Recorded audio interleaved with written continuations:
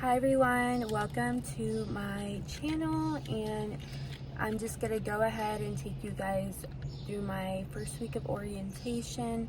That way you guys have kind of an idea of what to expect. I didn't know what to expect, so I just wanted to go ahead and bring you guys along.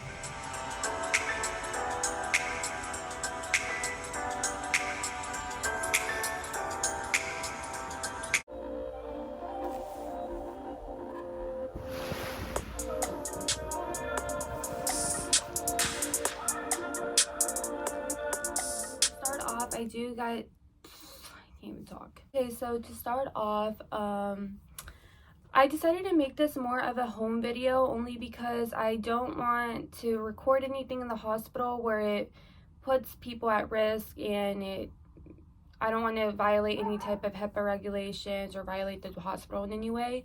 So I thought, out of just being really super safe, just to do a home video, just because I'm like super crazy about that. I don't want to violate anybody in any way, any hospital in any way. So I thought it would be better just to do a home video and really just give you guys as much information as I possibly can.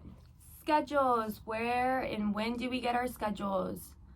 So I started off on a Monday and I ended up getting my schedule the Friday before that Monday. From what I've heard, that seems like a pretty common thing. People usually get it that Friday. Maybe they'll get it a few days earlier if they get cleared earlier, but typically it's a very here you go and you start a few days afterwards. The schedule I received was extremely broad. It was, hey, meet at so-and-so time, or meet at 7:45 at so-and-so place, and orientation week, Monday to Friday. That's all it said, and I was like, okay, so yeah. So on my first day, they did group all the travelers together, and they kind of went around the room and gave us each our schedules off of our units and where we were going. And that was kind of that was a better picture. That was only for my orientation week, though. I didn't actually receive my work schedule yet. It was just for the orientation week where I needed to be those days. They did give me Friday off, so I don't know why that has any relevance, but sorry guys. So just expect more of a 8 hours a day deal. They do give you a lot of time to finish your health streams or any type of educational modules that you need to get done. They give you hours for that, at least from my experience. And just so you know, just off of it being 8 hours, I expected that maybe I wouldn't work that weekend since it would just go over the 40-hour limit, which I do want to talk about, that there is no guaranteed hours during your orientation. You might do less than the 36 or you might do more. I ended up doing a little bit more than those 40 hours. They did schedule me that weekend. I thought, oh, since I'm going to be doing 8 hours a day, there's no way I'm going to be scheduled for a 12-hour shift this weekend. It'll probably be the following weekend. There was no issue with that, but they did end up scheduling me that same weekend. So yeah. So do not think that you might still be scheduled for that weekend, even if it means going over the 40-hour limit. And yeah, I think that's the whole thing with the schedule. We ended up getting our actual work schedule from our managers through their scheduling system. I make sure to remind them as well if they don't already have it noted, just like what you requested for. So I requested block scheduling, so I just made sure that that was still the case when I was there. And yeah, that's as far as the scheduling. So how to prepare for your first couple of days. Do expect a badge picture. They took my badge picture on the first day. Make sure you look decent. I don't know if you guys care about your badge pictures, but if you do, at least plan that, hey, they're going to take my badge picture today on the first day usually. And also bring copies of your certifications. I actually saw a video of this girl saying, yeah, like, bring copies of this, they might ask for it, and that actually did happen. One of the educational people for my unit asked for us to send her copies, so I had paper copies, and I also had my computer. Please bring your computer to orientation, because you might have documents on your computer that you will need there. So I ended up emailing it to them. But just I would bring paper copies of your certifications as well as your computer, so any type of documents they may need, you already have it saved on there and you could send it straight over to them.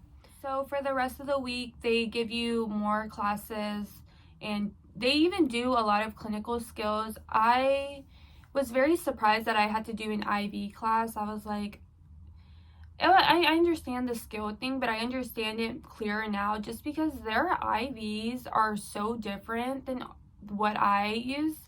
They even have like different equipment to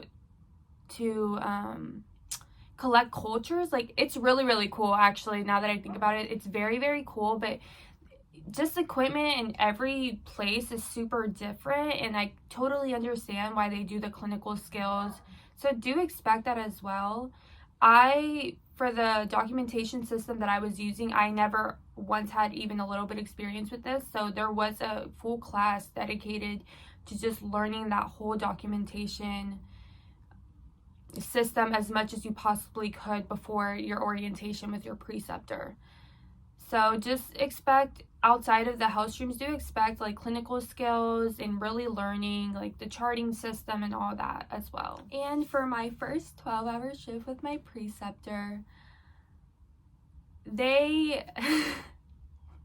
sure I don't know if my preceptor will ever see this video, but the waiting room was pretty packed, and they were like, yeah, let's just throw them both out there and they could do triage, which is totally fine. But they wanted to do it for my second day of orientation. My preceptor was like, she doesn't know how to use the charting system inside the ED. She only knows how to use it in triage now. So you're going to be placed where they need you, especially for the schedule in general. They will probably place you where they need you. They ended up placing me for a couple of shifts on some mid shifts because they literally just needed people that mid shift. So expect to just kind of be filling in those holes while you're working, and also in the schedule as a whole. So one quick side note, off of just talking to other people, expect exams during orientation or before your orientation. I had 3 exams assigned to me from the hospital before orientation, and I thought it was going to be something super easy. They were all timed, and it was not easy at all. And I know a couple people who had exams in person on arrival, which was like ACLS, TNCC type of deal. So definitely touch up on some studying a bit. I would recommend, just to be prepared for that. This is not to scare you in any way. It's just, hey, touch up on those types of certifications, ACLS, TNCC information. That way you could sort of be in EKG. That way you could be prepared for your exam there. I ended up taking my exam, like I said, before my first day. So I didn't have an exam there other than what the health streams had, but I did take those 3 exams before my assignment. Okay guys, so thank you for watching my video. I hope it was super helpful, and I wish you guys all best of luck in your travel assignment. And if you're thinking about traveling, like it's a very much a personal decision, so just do what's best for you, and definitely don't be scared of taking risks. So bye.